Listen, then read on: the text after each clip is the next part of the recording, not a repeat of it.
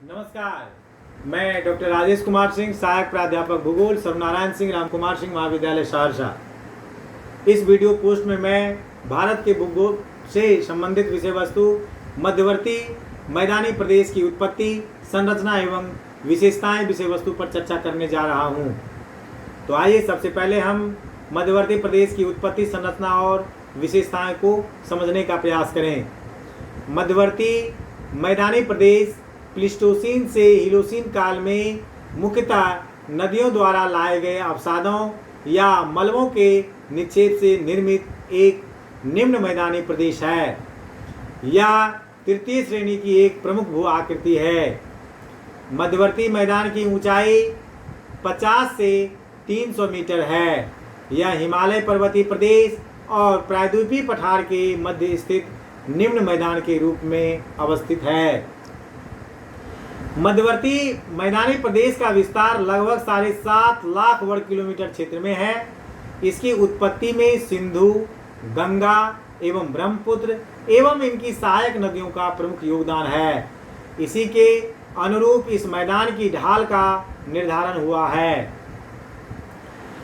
मध्यवर्ती मैदान की उत्पत्ति कैसे हुई, आइए हम इसको समझते हैं। मध्यवर्ती मैदान की उत्पत्ति की व्याख्या प्लेट विवर्तन के सिद्धांत द्वारा होती है। क्या आपको हिमालय की उत्पत्ति कैसी हुई के बारे में याद है, जिसे आपने पिछले लेख में पढ़ा था? मध्यवर्ती मैदानी प्रदेश की उत्पत्ति हिमालय के उत्पत्ति से संबंधित है। कहने का तात्पर्य यह है कि जब मैं आपको हिमालय की उत्पत्ति के संदर्भ में, जब मैंने प्लेट टेक्टोनिक और अपार्टमेंट में भी या प्लेट टेक्टोनिक थ्योरी अगर आपने पढ़ा होगा तो वहाँ भी आपने देखा होगा कि किस तरह से हिमालय की उत्पत्ति हुई, और उसी सिद्धांत के सहारे हम मध्यवर्ती मैदान की उत्पत्ति की भी व्याख्या करते हैं। भारतीय प्लेट के यूरेशियन प्लेट में अभिसरण की प्रक्रिया के कारण प्लेटों के सीमांत भाग में घटित होने वाली भूगर्भिक क्रियाएं मध्यवर्ती मैदान की उत्पत्ति के लिए उत्तरदायी हैं। भारतीय प्लेट और यूरेशियन प्लेट के अभिसरण में अधिक घनत्व के भारतीय प्लेट का यूरेशियन प्लेट के नीचे क्षेपण हुआ और कम घनत्व के यूरेशियन प्लेट में वलन की प्रक्रिया घटित हुई।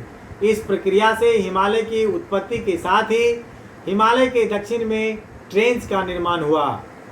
इसी ट्रेंच में हिमालय एवं प्रायद्वीपीय पठार की नदियों द्वारा अवसादों का निरंतर निक्षेप होने से जलोढ़ संरचना निर्मित मध्यवर्ती मैदान की उत्पत्ति हुई। जलोढ़कों का निक्षेप प्लीस्टोसीन से हीलोसीन काल तक होता रहा। यह वर्तमान में भी जारी है। नीचे पीडीएफ फाइल जब आप देखेंगे तो वहाँ पर मैंने इसका एक फिगर बना करके इस विषय वस्तु को समझाने का प्रयास किया है। तो हम प्रयास करेंगे कि आपको अपने इसका पीडीएफ फाइल अपलोड करके वहाँ पे इन चित्रों के सहारे से भी आप उसको समझने का प्रयास कीजिएगा। भारतीय प्लेट की गति वर्तमान में भी उत्तर की ओर बने होने के कारण हिमालय में उत्थान जारी है। यही कारण है कि हिमालय की नदियां युवा अवस्था में बनी हुई हैं। इन नदियों द्वारा हिमालय का अपरदन जारी है। ऐसे में अपरदित पदार्थों का निक्षेपण होता रहता है और मध्यवर्ती मैदान का विकास भी जारी है। आइए अब हम मध्यवर्ती मैदान की प्रमुख संरचना, विविधता एवं विशेषता को समझने का प्रयास करें। मध्यवर्ती मैदानी प्रदेश में मुख्यतः जलोढ़ संरचना निर्मित क्षेत्र है, लेकिन उत्पत्ति की प्रक्रिया, समय एवं जलोढ़ कणों के आधार पर संरचना में क्षेत्रीय विविधता पाई जाती है। इसी आधार पर मध्यवर्ती मैदान को भावर, तराई और बांगर, खादर एवं डेल्टा संरचनात्मक प्रदेशों में विभाजित किया जाता है। प्लीस्टोसीन काल में मध्यवर्ती मैदानी प्रदेश का भावर, तराई एवं बांगर संरचना का निर्माण हुआ। अंतिम प्लीस्टोसीन से हीलोसीन काल तक खादर संरचना का निर्माण हुआ। प्लीस्टोसीन काल में नवीनतम डेल्टाई संरचना का निर्माण हुआ। हीलोसीन काल में नवीनतम डेल्टाई संरचना का निर्माण हुआ। खादर एवं डेल्टाई क्षेत्रों में वर्तमान में भी जलोढ़कों का निक्षेप जारी है। भावर प्रदेश, आइए भावर प्रदेश क्या है हम उसके बारे में जानें।